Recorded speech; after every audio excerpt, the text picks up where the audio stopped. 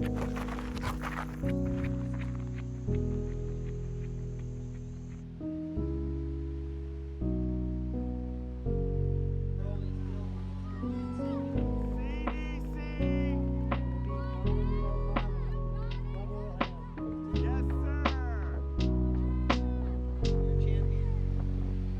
everyone, for those of you who don't know me, my name is Connor Del Carmen, and I'm a Division III runner at Earlham College in Richmond, Indiana. I run track and field and cross country. Running is really something that means a lot to me. I care about the result. I care about running. I enjoy it. I do it.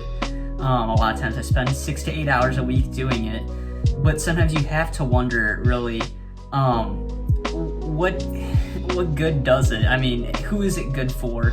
Who does running help aside from yourself, sometimes teammates, coaches, people associated with it? But the very concept of running a mile, running less than that, running more, what does it mean to anyone? Is something that, as dumb and philosophical as it sounds, like something you would hear in your high school or college philosophy class. Like, what does it mean to anyone? And something I've grappled with a little bit is the fact that to other people, it doesn't really mean anything.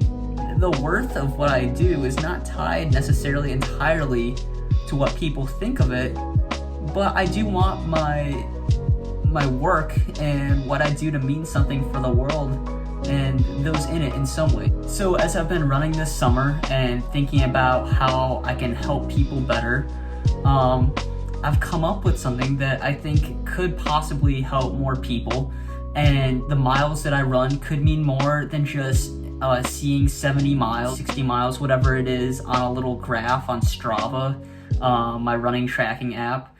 I want it to mean something, and let me explain to you what running could possibly be. So for this project, I didn't create my own charity or anything like that that people will be donating to, but instead money from donations raised through this fundraiser will be going to Project Healthy Children. And so now let's go into kind of why this organization is the one I chose to be supported by this fundraiser. For starters, you always have to look at the problem when identifying a solution. Over 2.3 billion people don't reach their physical or intellectual capabilities because of vitamin or mineral deficiencies. So Project Healthy Children is countering this problem now by helping to fortify food in developing countries and creating meals at a rate that, last updated this year, is at $1.32 a year, fortifies food for one person for one whole year. Those are the numbers. Those are some stats for your ass. And the LifeYouCanSave.org named Project Healthy Children as one of the top 25 best charities that you can donate to, in a list that is revamped annually based off of certain things that they look at, such as efficiency, does it hit the mission, cost effectiveness, all those types of things when looking for in a good charity. Now, in this video, it would probably be a little bit hard for me to give all the convincing statistics of why you should donate to this particular charity, but below I have some links that kind of go into that, both in the LifeYouCanSave.org as well as the Project Healthy Children website, which give more specifics of their mission. Because when donating, I do believe it's imperative that you ask the right questions about the charities that you donate to, and they're good questions to make sure that your money is most effectively being used to help people. So if you go to those websites, do independent research as well, and looking at organizations that audit charities and look at them, I think that you'll find that Project Healthy Children is a good organization to be helping out. So hopefully at this point I've convinced you to donate, or you've done your own research and have decided to donate. But either way, let's answer the question, how can I help?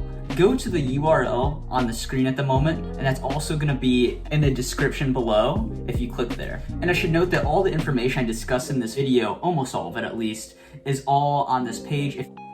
Okay, now so let's go through the system of donating and where my amount of miles that I ran, how that plays into the amount that one would want to donate. Again, to reiterate, why I'm basing donations off of the miles I run is more or less to give my miles meaning, to give them meaning and hopefully nourishing food that could possibly save a life to somebody.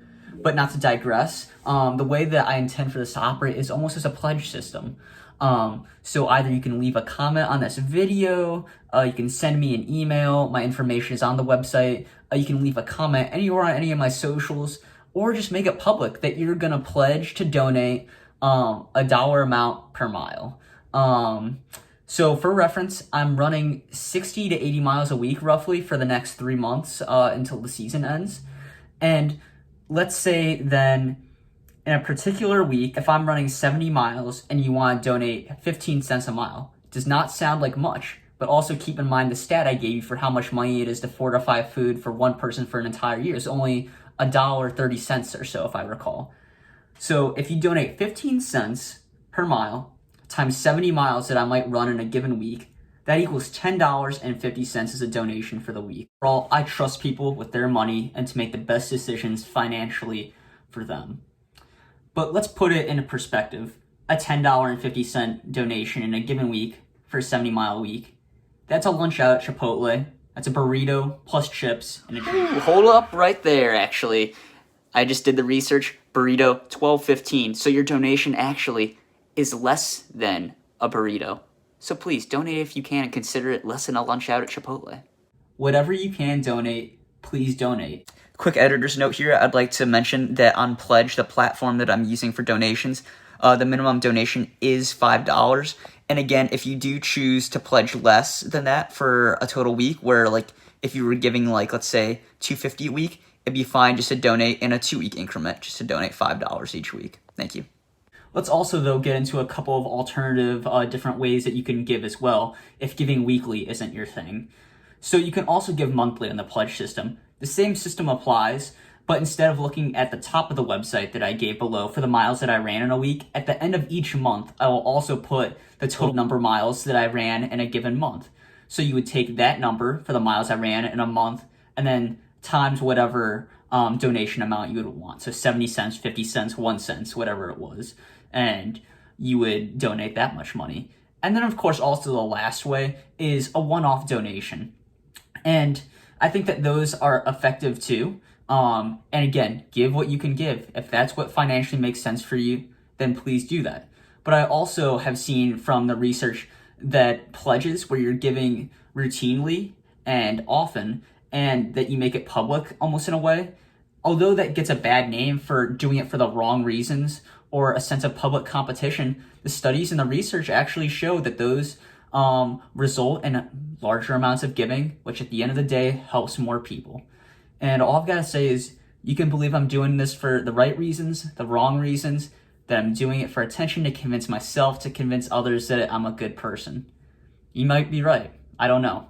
But if the end result, no matter the intent, results in people getting food and we are saving the lives of children and people across the world, I really don't care if you think I'm a good person. I don't care if you think that the person who is donating and made a pledge publicly, I don't care if you think that they're doing it just to convince you that they're a good person. That's food in a person's stomach and a life that you're saving.